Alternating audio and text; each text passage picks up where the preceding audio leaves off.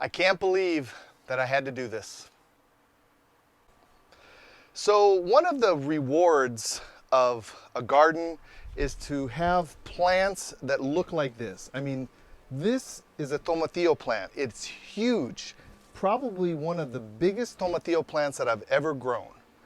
Now there's a problem when you have tomatillo plants. So listen up. This is very, very important. Don't learn the hard way like I just did. When you have a tomatillo plant, what you have to do is you have to have two plants to cross-pollinate. If you only have one plant, it doesn't pollinate. I have bees, as you can see here. There's tons of bees, a lot of pollinators, but what happens is these flowers, they just don't produce the fruit that you're looking for. So what ends up happening is you got beautiful flowers and it's great for the pollinators, brings the bees and the different pollinators in, but we don't produce the fruit because we don't cross-pollinate with the two plants. What I had here is I had one plant, I'm sorry, I had two plants actually together and one of them died.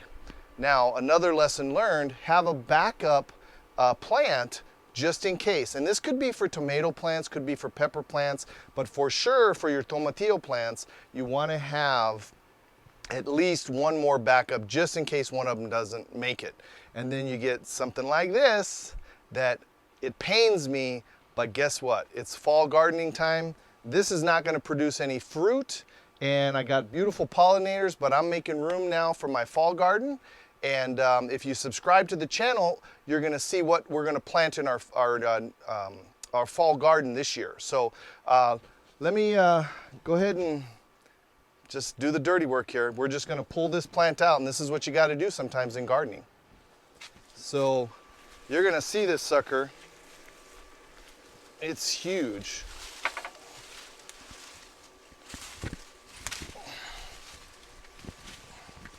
And as you can see, I have a tomato cage that I also put in there, and it's gone up the tomato plant, or the tomato cage. So take a look at that.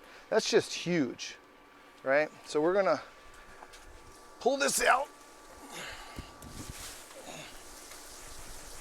Now take a look at the root structure. So the roots are very, very well developed in this plant, and that's why it's such a huge plant. The stem is just amazing, but again, we only have one tomatillo plant, so we have got to pull this sucker out.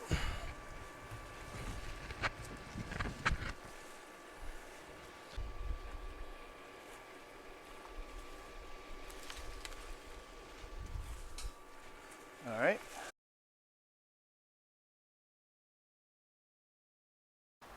So if you want to see how I started this plant from seed and it grew into this massive, at least 5-foot tomatillo plant, go ahead and subscribe to the channel. I'd really appreciate that. And if you want to learn anything about composting, which is where this sucker's going right now in the composter, I have a couple of videos on composting also.